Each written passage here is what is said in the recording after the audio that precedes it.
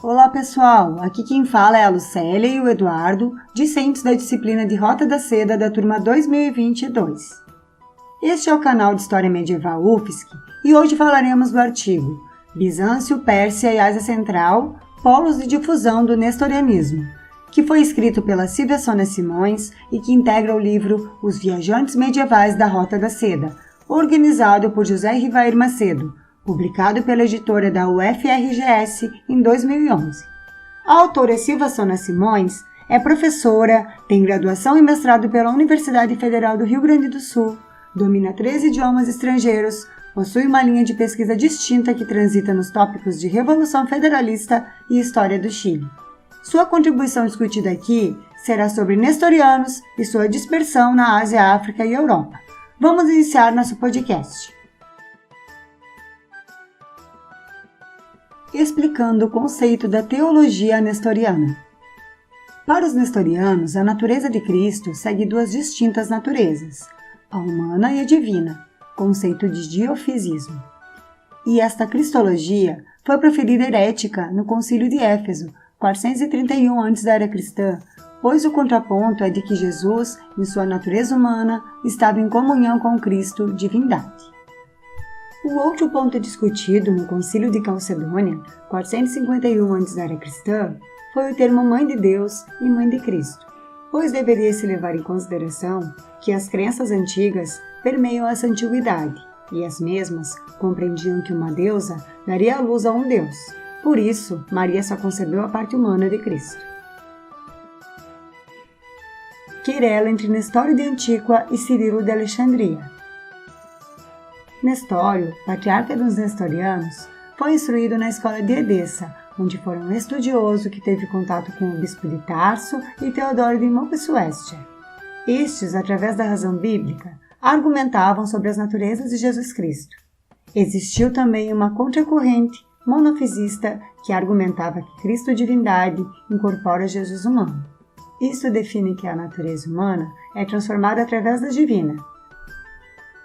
Cirilo de Alexandria teve sua influência cristologia advinda dos saberes antigos e filosóficos gregos, e teve como inspiração para seu debate criptológico o bispo Atanásio. Isto gerou uma querela entre as duas vertentes teológicas. Disputas políticas. As disputas religiosas, por vezes, canalizavam disputas político-administrativas. No caso específico de Alexandria, o monofisismo tentava explicar as origens a partir dos preceitos filosóficos gregos, e os nestorianos pendiam para a interpretação siríaca, que fugia à interpretação da Bíblia de forma racional, devido a esta ser um apêndice de verdades reveladas. Presença de missionários nestorianos na Pérsia. No século VI, os nestorianos disputaram espaço na Pérsia, que fora um império que, ao contrário de Bizâncio, não estabelecia uma preferência religiosa. A Pérsia mantivera grandes contingentes de rotas marítimas e terrestres até as Índias. Então, apesar de Bizâncio ser tributado pela receita persa, existia uma rede econômica que unia os dois impérios. Apesar desse entrelaço comercial, houve uma crise diplomática entre Bizâncio e a Pérsia Sassânida, pois ambos tiveram pretensão de conquistar as Arábias e, para esse fim, segregaram povos inimigos, os Gassã e Láqumidas, duas tribos árabes. Rede de comércio oriental e nestorianos. Sendo o comércio uma importante rede de difusão em missionários, através do mesmo, os nestorianos poderiam proferir seus ensinamentos cristológicos e praticar o comércio, que seria uma opção de atividade econômica rentável no contexto histórico. Existe também, segundo a autora, uma relação teológica entre o comércio e o nestorianismo, isto por possuir o preceito do mundo material, comércio, e mundo do divino, missionário. Nestorianos do Islã. Tutelados pela política multicultural do Califado Omíada, os nestorianos estavam ligados a diversas atividades do mundo islâmico. Porém, a autora destaca a atividade de comércio como fundamental para a economia do Islã e para o missionarismo dos pupilos de Nestório. A política islã de multiculturalidade favoreceu a organização da Igreja Nestoriana, que passa a partir da cisma a ser conhecida como Igreja Ortodoxa do Oriente. Nesse contexto, o califa Al-Ma'mun, 813-833, através do mu'tazilismo, promove um tempo de estabilidade política e militar, dando espaço aos centros de saber, como em destaque a Bait al-Hikma. Principais traduções de centro de saberes são Galeno, Euclides, Ptolomeu, Aristóteles, Amônio, Porfírio, Temístio, e assim a contribuição à filosofia islâmica fora fornecida e os povos que coexistiam elaboraram os conhecimentos matemáticos e literários, judeus, muçulmanos, indianos, persas e cristãos nestorianos. Com a transição do Império Omíada para o Abássida, as relações entre nestorianos e outros grupos religiosos que ocupavam a mesma região manteve-se estagnada mediante o cumprimento dos tributos ao Império. Com sua estabilidade nos califados, os nestorianos inseriram-se nas diversas camadas da sociedade islâmica, exercendo funções públicas, como comerciantes, escribas e outros. Nestorianos na Eurásia. Encontro com povos das estepes, onde outras vertentes religiosas disputavam espaço, entre elas budismo, masdeísmo, maniqueísmo e diversas outras. Os nestorianos, segundo o relato de viajantes, estiveram em Toprabana, Sri Lanka, sudoeste da Índia e também no reino dos Iugurs. Sobre Cosmas Indicopleustes. Segundo análise em sua maior produção, Topografia Cristã, foram monge e comerciante que se deslocou a partes do Oriente, como a região da Índia, Sri Lanka e África. Tendo como referência os estudos astrológicos, especula-se que Cosmas tenha nascido em Alexandria ou considerava-se um alexandrino. Por suas descrições de fenômenos astrológicos, tais quais eclipses solares, o professor Milton Anastos define que sua obra Topografia Cristã foi escrita entre 547 e 550 depois da Era Cristã.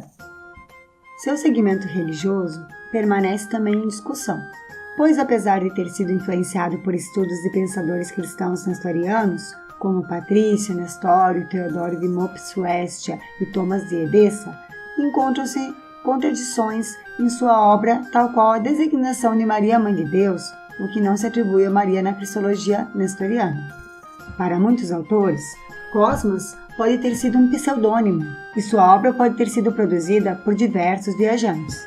Basicamente, o que se sabe sobre o mesmo consta em sua produção Topografia Cristã, que ele conferiu o nome de Cosmas, que provém de sua projeção de cosmovisão, e Indicopleustes, que significa o que atravessou o Índico. A Topografia Cristã. Transitando entre o saber teológico e o científico, segundo o professor Walter Oliveira Lócio Júnior, abre debate sobre o discurso de Cosmas, que comumente é concluído dentro dos limites das escrituras divinas. Segundo o professor Walter, a divisão entre viajantes no século VI se divide entre viajantes comerciantes e viajantes monásticos.